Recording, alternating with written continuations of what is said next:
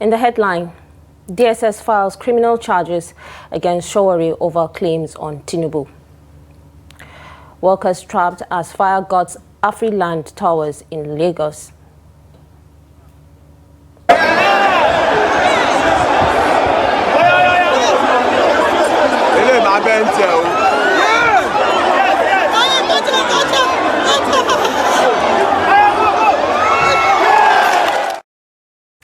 30 years on, Saro-Wiwa's remembrance sparks fresh calls for environmental justice in Niger Delta.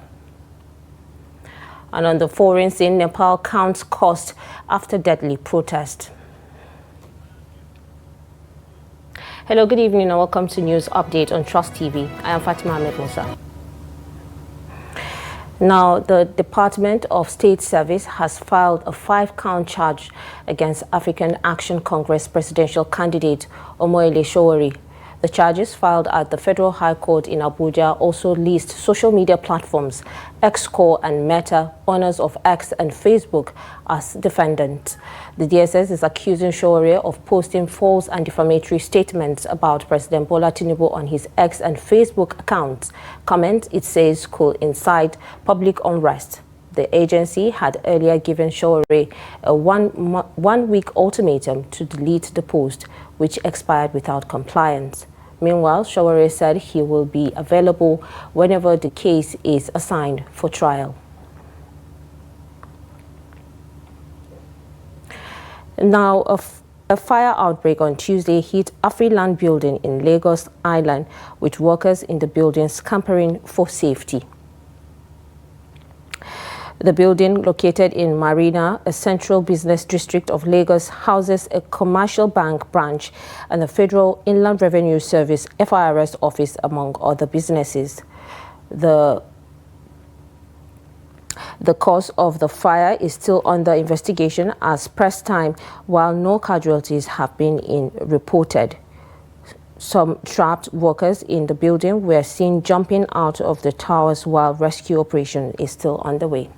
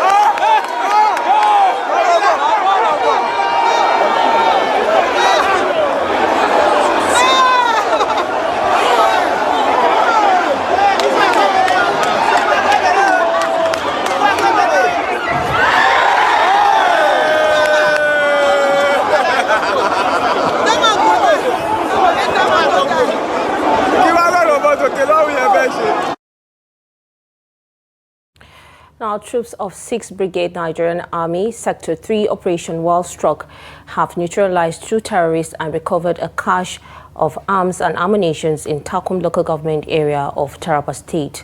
The troops are working under Operation Lafia Nokoa, which was formed to eliminate terrorist and criminal activities across the state. The Acting Deputy Director, Army Public Relations, 3 Division, Nigerian Army, Lieutenant Colonel Aliu Danjuma, said the troops received credible intelligence regarding a planned attack on the Chenchengi community by the Boju terrorist group. According to him, the troops swiftly deployed to the area and engaged the terrorist group. He said during an exchange of gunfire, some of the terrorists were forced to retreat into the forest.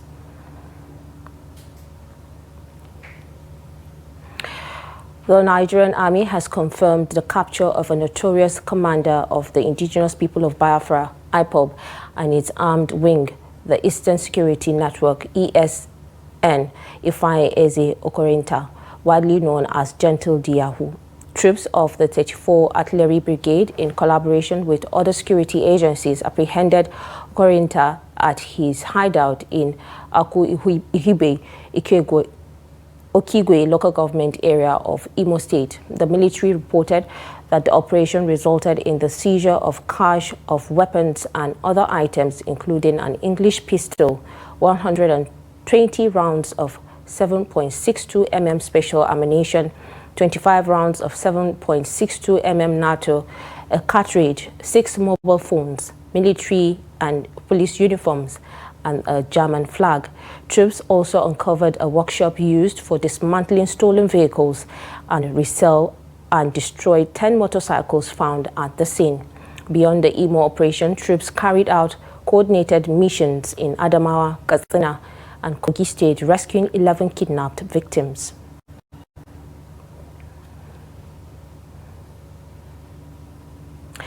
Now, the Nigeria's First Lady, Senator Oluremi Tinubu, has emphasized that strengthening family values is critical to addressing Nigeria's security challenges. Speaking at the opening exercise Haskebu 2025 at the Armed Forces Command and Staff College, Jaji, Kaduna State, Mrs. Tinubu, represented by the wife of the Vice President, Hajiya Nana Shetima, said the family remains the bedrock of society and a vital pillar of national stability. She warned that the erosion of family values is fueling insecurity and social vices such as cultism, drug abuse, prostitution, and extremist ideologies. Trust TV's Bello Musa has the report.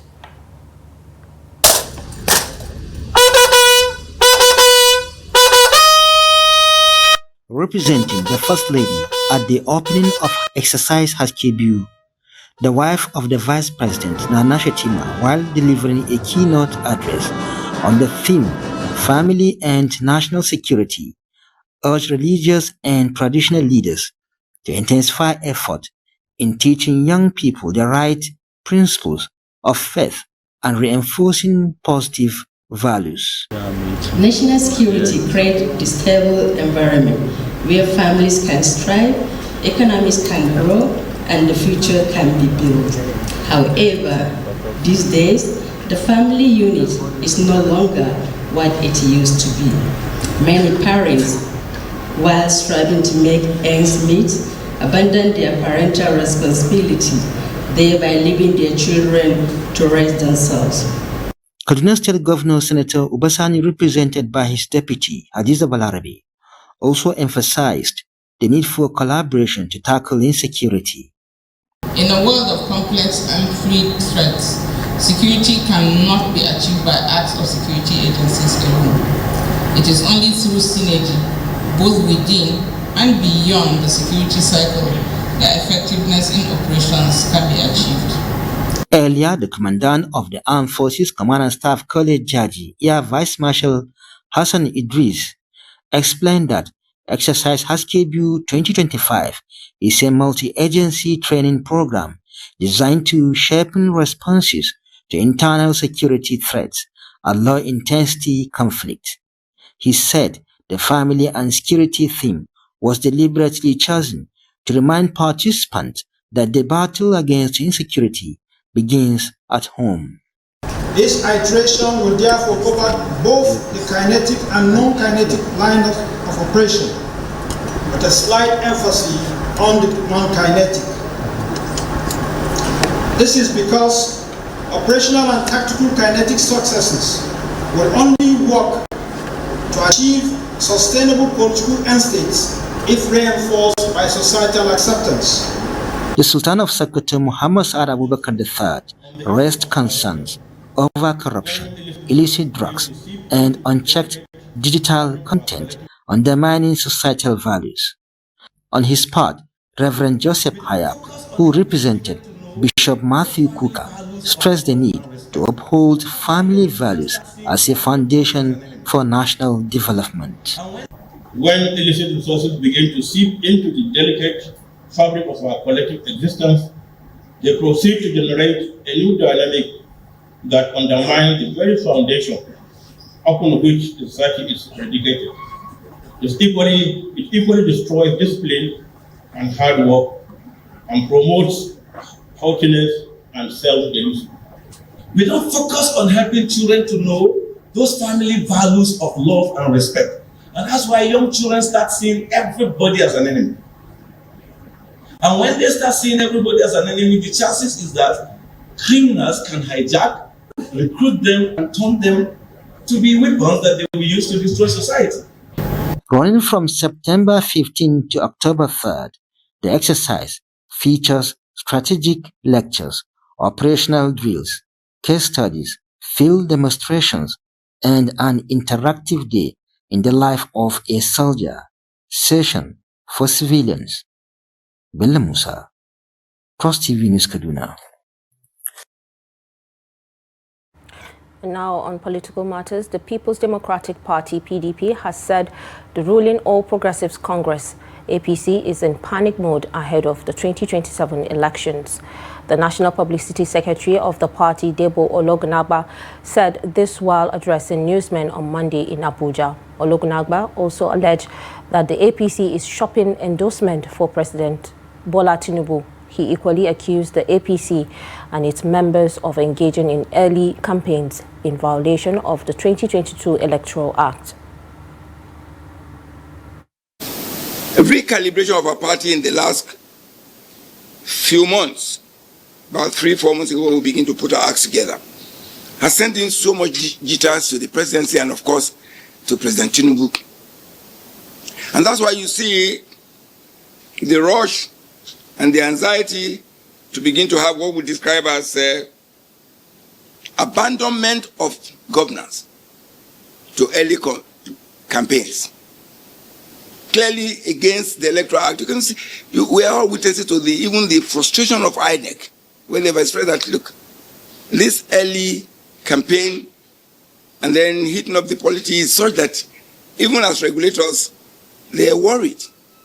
But when you have a government that is bent on that too, and the reason for these behavior is because the APC, President Tinubu, the jittery about the way that the calibration of this party and the fact that the PDP that is well known to Nigerians back on the saddle, doing what it knows how to do best. But beyond that, what we have found in this country is the fact that rather than build institutions, we try to build strong men.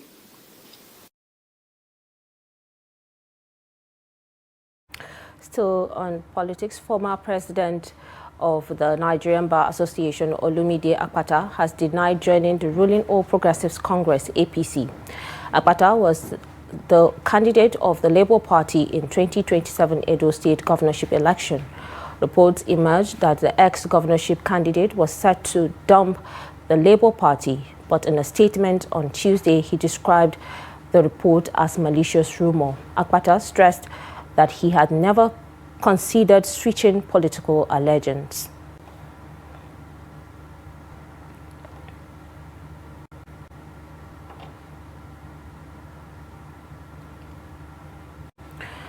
As Nigeria marks the 30th anniversary of the execution of environmental activist Ken Saro-Wiwa, calls for justice and environmental accountability are growing louder. Chairman of the Ken Saro-Wiwa 30th Anniversary Planning Committee, Dr. Nimo Basi, condemned the worsening state of Niger Delta, warning that government inaction and corporate irresponsibility are threatening lives, livelihood, and the nation's moral fabric. The report. Speaking at a press briefing ahead of commemorative events, Dr. Basi painted a grim picture of life in the Niger Delta, describing it as a picture of hell. Oil companies are held to account for pollution accumulated over the decades and made to pay up for the cleanup before they can now negotiate how to divest and hand over to new entities. How could you leave legacy pollution of 70 years and suddenly I come to the community and I see a new signboard, a new logo, and you go back to go back home and say, well, I'm no longer responsible for that, and this is completely unacceptable. It's a very terrible situation, and government should do something about it. Celestine Apobare, a prominent Ugboni-born environmental campaigner and executive director of the Meteko Environmental Development Initiative, also delivered a critique of the Nigerian government's neglect of the Niger Delta and warned of looming civil actions if justice continues to be denied. All the money being spent in this country until recently came from the Niger Delta. I'm not sure that you have passed a night in any Niger Delta community. For over 7 decades, 70 years, you keep making a community, bleeding to the point where there is no community in Niger Delta that has a pipe of water. No one that has electricity. I mean, that is the height of wickedness against the people. How can you be taking something from somewhere and you put nothing back? And even when they talk, you kill them. What offense did Ken Saro-Wiwa, committed? You did not commit any offense that to say, come and clean up your mess and put something back in a community where you have taken so much. And you came up on that November 10, 1995 to choose blood over oil, to choose oil over blood. That oil was greater and bigger than blood. Residents say the once travel region, famed for its rich natural resources, vibrant agriculture, and healthy aquatic life, have been reduced to a devastated waterland, poisoned by decades of oil exploration and government leveled. Prince Edebo, Resource Justice Manager for Social Action, described the situation as critical, declaring that there is no life left in the Niger Delta. So you find that the entire Nigerian people want an environment that has life in it. As it is right now, currently, there are no lives in the Niger Delta. What you want to talk about? Is it food? Is it crop yield? Is it life in water? Is it just normal living human beings that you want to talk about? The issues are abundant. So where do we start from? We want a Niger Delta where everything works the way it used to be in the 1970s. Ken Tebe of All Watch International further stressed the need for urgent reforms to restore dignity and justice to the communities most affected by environmental degradation. We will keep advocating non-violently for things to be done the right way. Most importantly is the fact that government must keep listening. If they say they don't want to listen and they listen to militants in the Greek, that means that they are not taking priority, or they are not making looking at the issues that are becoming too problematic in the Niger Delta. We will continue to agitate peacefully for a total overhaul of the degraded environment in the Niger Delta. 30 years after Ken Saro-Wiwa paid the ultimate price for speaking truth to power, the struggle he died for remains unresolved. Activists warn the Nigerian stands at a crossroad, either to confront its environmental sins or risk deeper unrest and ecological collapse. You're watching News Update on Trust TV. Coming up, experts weigh in as Nigeria's 2025 Tax Act sparks public concern. More news won't return. Do stay with us. Welcome back. If you're just joining, this is News Update on Trust TV. In case you missed it, here's a recap of our top stories again. We told you that DSS files criminal charges against Sowore over claims on tinubu. And workers trapped as fire guts Afriland towers in Lagos. Moving on, operatives of the National Agency for the Prohibition of Trafficking in Persons, NAPTIP, have rescued 8 children suspected to have been stolen from Kano and other northern states. NAPTIP press officer Vincent Adekoye, in a statement on Tuesday, said the children were trafficked to the south, and eastern parts of the country, but rescued in an orphanage in Delta State. Reports from the operation indicated that while over 70 children were discovered inside the orphanage with about 15 newborn babies, only 8 children were identified as allegedly stolen from Kano State, and they were subsequently rescued. The rescued persons, who have been taken to necessary agency of the government in Kano State, have been duly identified and reunited with their families.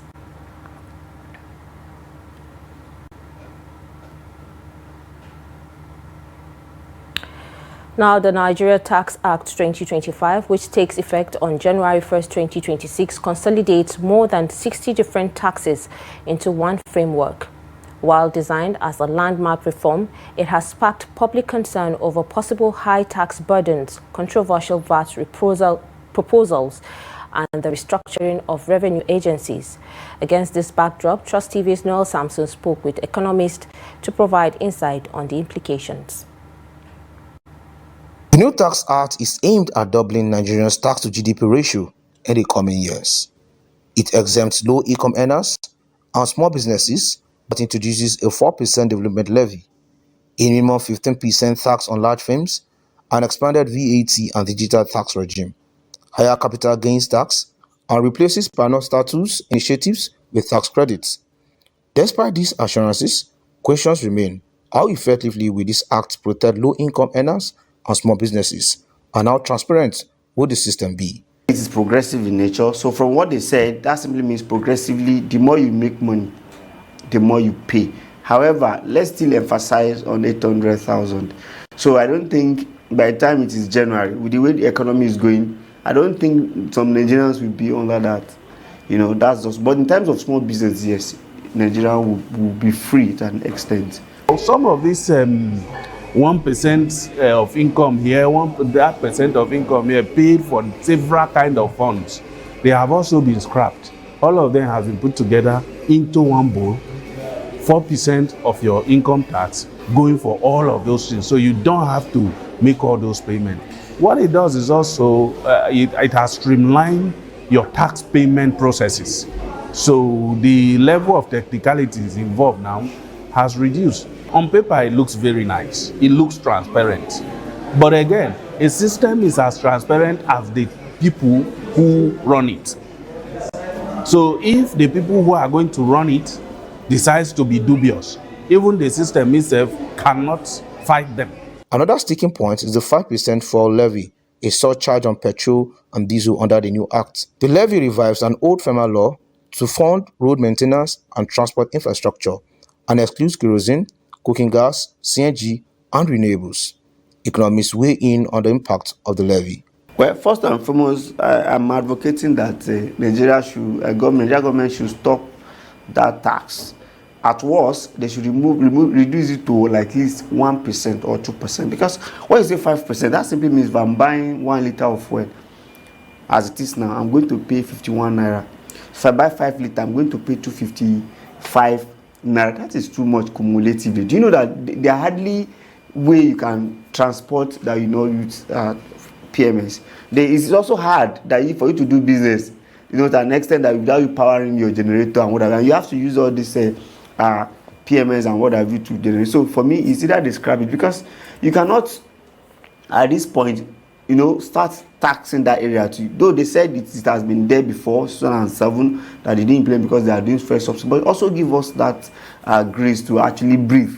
The issue of the 5% surcharge on petroleum products, that for me, I wouldn't have gone that way. I think we could have dropped that, because what it means is that we are going to increase the cost of energy. Cost of energy will go directly into cost of production and operation of small businesses and other forms of businesses.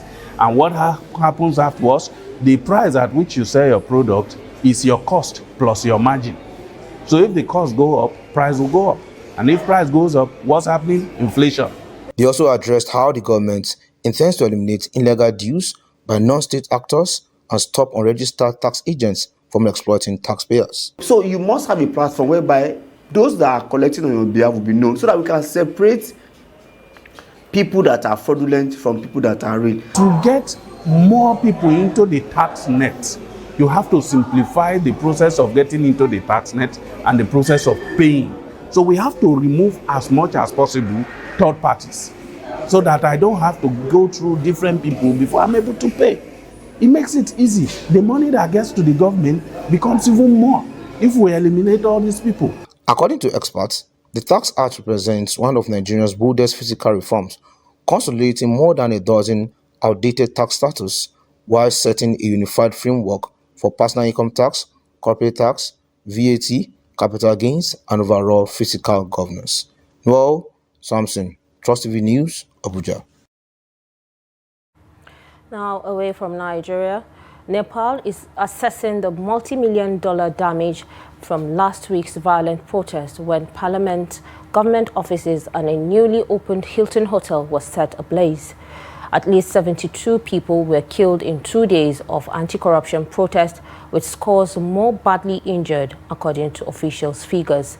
So much has been destroyed, police spokesperson Vinod Gimire said, adding that it will take time to calculate the full extent of the damage, including outside the capital. Nepal's new interim Prime Minister Sushila Karki, speaking as she began work on Sunday, described the protest as a widespread loss of lives and property. At the Supreme Court, officials are working under the tent outside the Chart building alongside rows of burned-out vehicles trying to salvage water-soaked documents. The Hotel Association of Nepal reported more than 20 hotels damaged, including Hilton fire. Losses were estimated at 25 billion Nepal rupees, about $177 million, with more than 2,000 workers affected.